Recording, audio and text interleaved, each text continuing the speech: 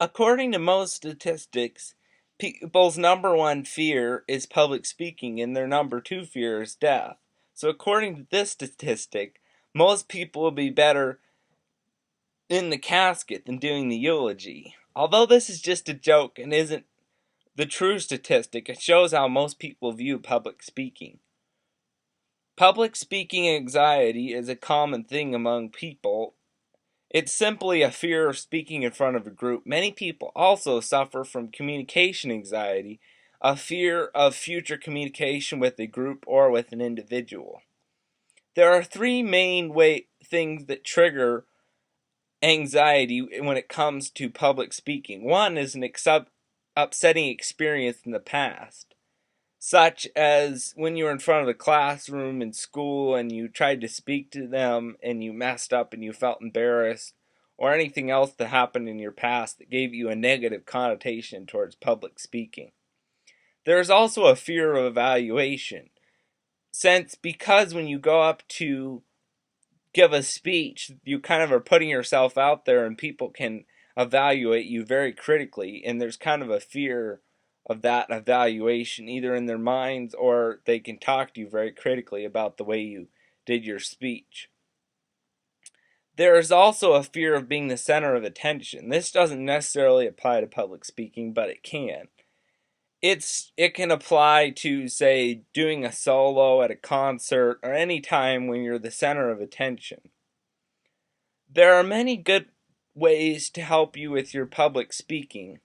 One of these is to embrace your anxiety. Although anxiety can cause issues if it's excessive, in the small amount, it can help you because it can drive you to work harder on your speech and to do a good job and make good notes and prepare adequately because you are nervous, and that you kind of need something driving you to prepare well.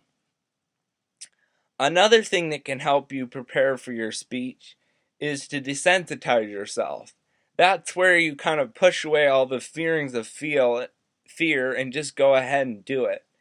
This is kind of like when you get on a rope swing or a roller coaster. You just don't sit around and think about it. You just kind of put your feelings aside and go ahead and do it. Because oftentimes if we sit around and think about it, the situation can build up our mind and seem scarier than it really is. Another thing that can help us with public speaking is to visualize your success. That's like going through step by step through your speech, what you're going to do, what you're going to say, how you would respond to specific situations. And this can help you to kind of be more prepared. Another thing you need to do is to take care of yourself before your speech. Because if you don't have enough sleep or are dehydrated or had a weird lunch or whatever, it can kind of make you feel more nervous than you would because you have a stomach ache or you feel tired.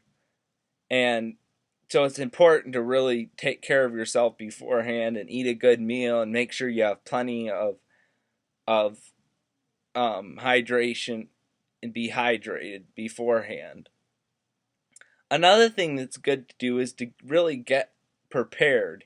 If you're properly prepared, the speech will not seem as scary because you've thought everything through well enough. You've made good points. You've made good notes. And that all can help you to have a smooth delivery. Another good idea is to rehearse your delivery. You can do this in front of a mirror, friends, family. You can do it with just an individual or a small group. But it can kind of help you get you the feeling of what it's like to be in front of people and to give your speech. And then also they can give you friendly input and let you know how you're doing it. Doing it in front of a mirror can help because you can help you to see how your facial expressions are during your speech. And finally, another good idea is to challenge yourself. Because oftentimes if we challenge ourselves, we can push past the anxiety that we feel and just kind of try to go for doing a good job with our speech. Because if we just kind of push away the fears, we can often do better than we could otherwise. All of these can kind of help us to give a better speech delivery.